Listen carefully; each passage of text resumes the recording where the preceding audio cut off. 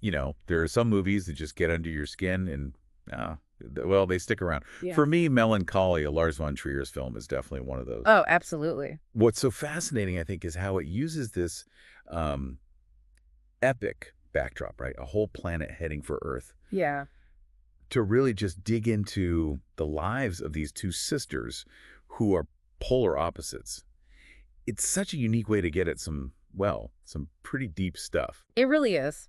And today, for this deep dive, we're looking at a really interesting analysis of the film. It specifically focuses on what von Trier himself said he wanted to explore, things like wedding, melancholy, and psychological disaster. Okay. And what's great about this analysis is how it breaks things down, focusing on the two main characters, Justine and Claire, which kind of mirrors the film's own structure. It's two parts. Right, okay. So we're not just, like, running through the plot, although, I mean, a rogue planet colliding with Earth is quite a plot point. Definitely not subtle. Oh, no. Instead, we're using this analysis as a sort of guide, to try and uncover the deeper meanings in Melancholia.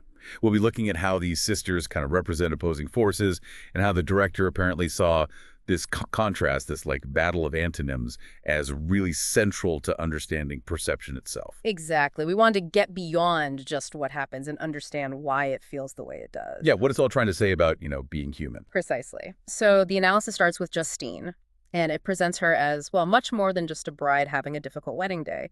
She's portrayed almost as this archetype, embodying a type of woman that the analysis links back to, like ancient ways of thinking, intuition, kind of raw innocence, but also fortitude, even things like witchcraft, curse, sacredness. Wow. Okay, so real primal stuff. Very primal. It talks about nature, extreme feelings, sharpness, anger, hatred, but also obviously depression, madness, melancholy. And then it connects her to the figure of Cassandra, the one who could see the future, but nobody believed her. That's the one.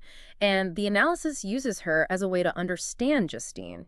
Cassandra saw the truth, spoke it, but was cursed to be dismissed. Right. This analysis suggests Justine has a similar tragic quality. She has this deep, intuitive grasp of something terrible and inevitable, but because it's not based on, scientific proof, she's seen as irrational, maybe even ignorant. And totally isolated because of it. Exactly. Isolated. It really emphasizes the tragedy of knowing something awful that others refuse to see. She's like a harbinger of doom, but without the spreadsheets to back it up, Yeah, I get that feeling of knowing something in your gut, but you can't quite articulate it in a way others accept. It's powerful. And the analysis even throws in a quote from César Pavese about philosophers who trust logic never having argued with a woman, which is quite a statement. Huh. Yeah, it definitely makes you think about different ways of knowing, doesn't it? Yeah. Especially when you set it against the backdrop of the wedding. Right. This supposedly joyful event. The ultimate symbol of starting fresh. But even there, right at the beginning, Justine's underlying melancholy just seeps through everything. It creates this immediate tension. It really does. It suggests maybe logic isn't the only way to grasp reality. Yeah.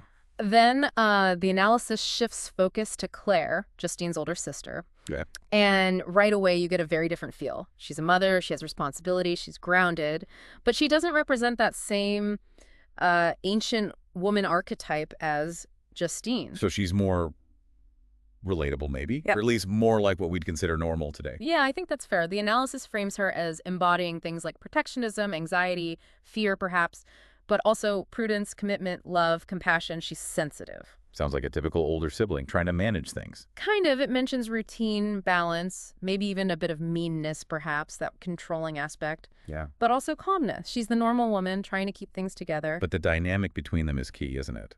Oh, completely. It's the heart of the film, emotionally. Claire obviously loves Justine, wants to support her, but the analysis points out this deep internal conflict she has. Because she just can't understand Justine's actions. Exactly. She's angry, frustrated. Why would Justine humiliate her boss? Why reject her new husband? Why sabotage these opportunities? From Claire's perspective, it must seem like self-destruction. Yeah, that gap in understanding loving someone but being utterly baffled by their choices, that feels very real. It does. Now, the analysis also folds in the male characters, particularly Claire's husband, John. He's caught in the middle. Ah, yes, John. Mr. Science. Pretty much. He's presented as representing that sort of dominant male power structure. Right. The analysis links him to the mind, science, certainty, logic, order. High possibilities, it said, like optimism based on data. Yeah, exactly. And also the material world, money, power. But it also points to his weaknesses, maybe vanity, selfishness, that desire for control or domination. And he really dislikes Justine, doesn't he? Oh, strongly. He judges her, kind of despises her almost, sees her as this destabilizing negative force, a bad influence on Claire and their son. And he's always looking through that telescope. Right. His telescope is such a symbol. He's searching for scientific finality, for logical answers about the planet Melancholia. He represents that purely rational approach. Which means he has zero tools to understand someone like Justine. Absolutely none. He just can't compute her emotional reality. And then, thankfully, there's Leo, their son. Ah, Leo. He's like a breath of fresh air in all this. Totally. He's presented as just pure innocence, isn't he? Huh. The analysis connects him to faith, trust, miracle, magic, hope, all the things the adults seem to be losing. And it's so moving how he trusts Justine. It really is. He nicknames her the Steel Breaker. Yeah. This kid sees this woman who is clearly fragile and suffering, some kind of superhero. It's beautiful. It really turns our ideas of strength upside down, doesn't it? Seeing resilience and vulnerability. Definitely. Now, a key thing the analysis highlights is how the film tells us the ending right away. Right, the opening sequence. We see Earth get destroyed by Melancholia. So the suspense isn't if it happens. It's how they all deal with knowing it's going to happen. And the analysis asks this really interesting question. Maybe the real tragedy isn't death itself, but living with the awareness of death. Oof, yeah. That reframes everything. It's not about the event, it's about the waiting, the knowing. Exactly. And in that context, John's reaction is pretty telling. He completely falls apart, right? Totally loses it. When his science fails him, when the impact becomes undeniable, he can't handle it. And the analysis calls his suicide selfish. He just checks out, leaving Claire and Leo. Which is such a stark contrast to Justine. Right, because as the analysis points out, she seems to have been living with this kind of acceptance, this awareness of darkness all along. So when the inevitable actually arrives, Yeah. she's almost calm. In a way, yes. And this is where the analysis talks about a power shift. John, the symbol of masculine logic, fails. And Claire and Leo, terrified, actually find strength in Justine's strange serenity. Power shifts, it suggests, from the masculine irrational to the feminine intuitive. Wow. Okay, and then there's that scene, the magic cave. Oh, that scene. So powerful. Leo is scared, obviously, and asks what they should do. And Justine, she doesn't offer false hope exactly, but she creates this ritual, tells him about a secret magic cave. And they build it together in the woods. Yeah, with his little pocket knife, which was a wedding gift, adding another layer, cutting branches, making this tiny makeshift shelter. The analysis calls it a death-defying magic shelter, a very human impulse to create meaning and safety. But the analysis pulls no punches, does it? It follows that up immediately. No, it says quite plainly, Ooh. there is neither magic nor miracle, death is just death. It's brutal, but it underlines the film's honesty about facing the end. No easy outs. It really strips away illusion.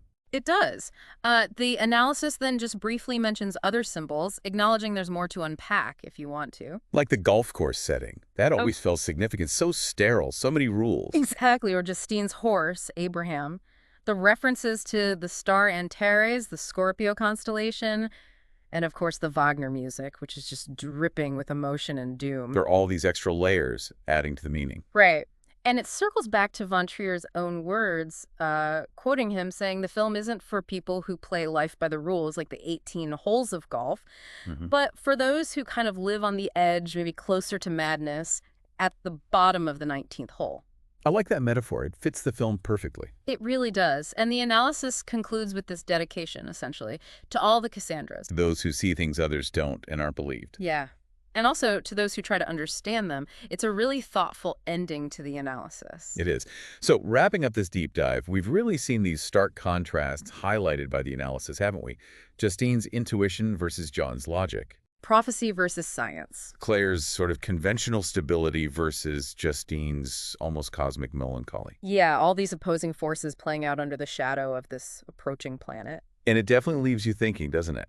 You know, which side of that divide do you lean towards and how you see the world? And maybe the bigger question the film and this analysis kind of pushes towards is, How does knowing there's an inevitable end, whatever that means for you personally, how does that affect how you live right now? How does it shape your perceptions? That's the core of it, I think. It's a heavy film, but one that really prompts that kind of reflection long after the credits roll.